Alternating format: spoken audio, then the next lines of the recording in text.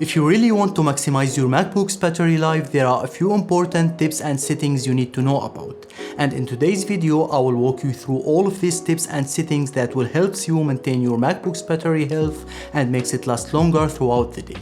I've been trying to optimize my MacBook for a long time now, and the result I was able to achieve was pretty good for me. My M2 MacBook Air still has 94% battery capacity after nearly 4 years of usage. And in this video I will share with you the exact settings and habits that made a huge difference for me without sacrificing any performance. So now let's dive right in. The first thing we want to do is having a look into background apps and startup items.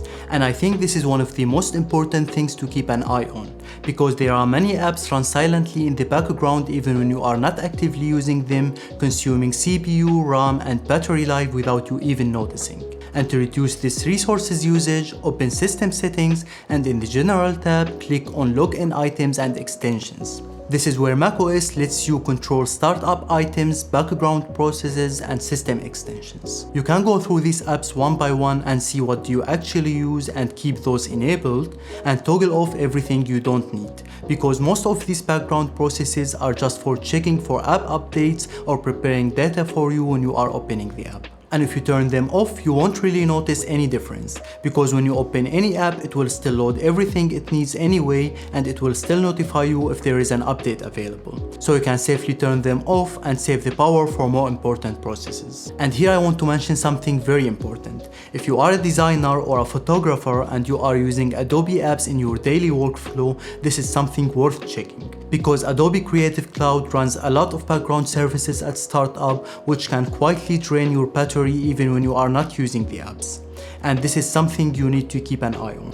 And if you want to take this even a step further, open up Activity Monitor and then go to Energy tab and click here to sort apps and services by energy impact. This will show you exactly which apps are draining your battery in the background, so you can then decide which ones you actually want to keep running and which one is just wasting your power. And while we are getting rid of unnecessary apps running in the background, there is another place people normally don't check, which is the status bar apps. Here you will see some icons from different apps that stays active in the background all the time, refreshing data, syncing content, or checking for updates every few seconds. And the more apps you have here, the more background activities your Mac has to do, which means more CPU usage and of course more battery consumption. So here you can decide which of these apps you can keep running and which of them you can close or remove completely from the startup items. Another important area where the same issue shows up is in your browser usage.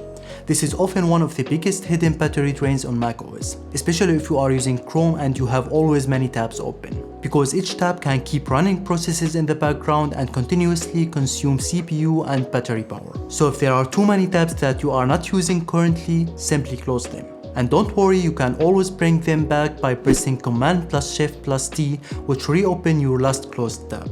Or you can just go to your history and restore anything you need.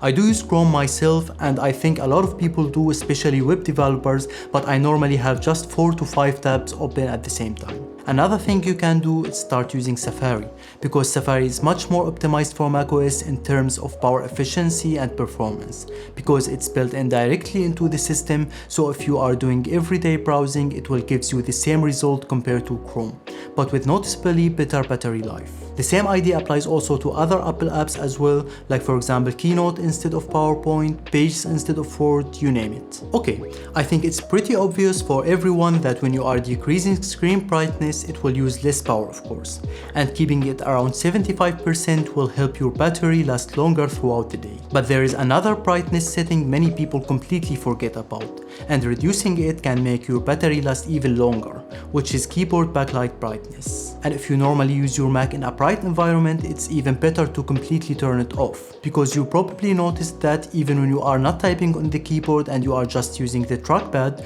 macOS still lights up the keyboard, which means it's still using power. So what we can do here is either lower the brightness of the keyboard backlight or completely disable it. And to do that, open your system settings and scroll down to the keyboard and click on it. from here, I would recommend keeping this adjust keyboard brightness and low light enabled if you don't want to completely turn off the backlight or setting a manual value, because it does pretty good job automatically controlling the brightness depending on your environment. But right below that, you can manually lower the keyboard brightness into a level that still feels comfortable to you, but it's as low as possible. And also make sure to reduce this turn keyboard backlight off after an activity to a lower value as well. In my case, I keep it at 5 seconds and it never turns off while typing, but it still saves a little bit of power anyway. Alright, now let's go to battery tab here and then to charging. And make sure to have a charging limit value if you are normally using your Mac connected to power or to external display like I do, because this will reduce the number of charging cycle your battery goes through and it will help preserve long time battery health. In my case, I have it always on 80% as you can see here, and if I even try to increase it again to 100%, I will get this warning from macOS that's saying that keeping the charging limit below 100% will help preserve battery life over time, so it's nice to have it at 80%. But unfortunately, this option is available only in the new macOS style.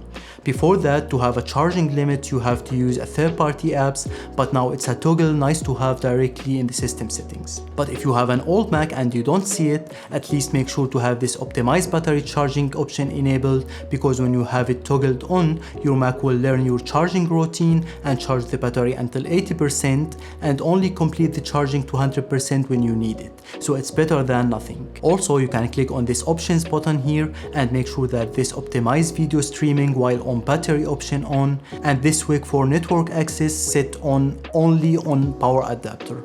These options will also help reducing power usage. Now if we scroll down a little bit and go to privacy and security, here there is another important thing that can affect battery life, which is location services. If you click on it, you will see all the apps that track your location using GPS services. And just like we did with the background apps, we will do the same here. Just go through the list and disable location access for anything you don't actually need. And after reducing this background tracking, let's also reduce the unnecessary interruptions and background wake-ups, which usually happens when you receive a notification. So what we are going to do is opening the notifications section here, and we will also go through the apps one by one and turn the notification off for anything we don't need. Because every time you receive a notification, your Mac has to wake up, refresh the content in the background, and uses a little bit of power. And these notifications can also be distracting anyway, especially if they are coming from a random apps that you don't normally use. So it's better to turn them off and save some battery at the same time. Another thing I want to talk about is Apple Intelligence. And I've kept this until the end because maybe there are many people who will disagree with me, but Apple Intelligence most of the time consumes power without noticing. So it's also something you might need to have a look at. But don't get me wrong, Apple Intelligence can be useful depending on your workflow. But I would say if you don't really use features like writing tools, image features, or AI-powered suggestion, there are no real reason to keep them enabled and consuming resources in the background. So to disable it, just open System Settings and go to Apple Intelligence and Siri and simply toggle this option here to turn them off. You can also do the same for Siri from here if you don't use it as well. And maybe you will think these are small things, but when you put all of them together, they can make a really big difference on how much your MacBook's battery lasts throughout the day, and all without sacrificing any performance. That's it from my side, and let me know in the comment section below if there are any other tips or settings you are using to improve your MacBook's battery life. And if you are new to Mac, I also have another video that covers more macOS tips and tricks, which you might find them useful as well. You can check it out here. And if you found this video helpful, don't forget to give it a thumbs up and share it with your friends and family. Thank you very much for watching, and see you in the next one.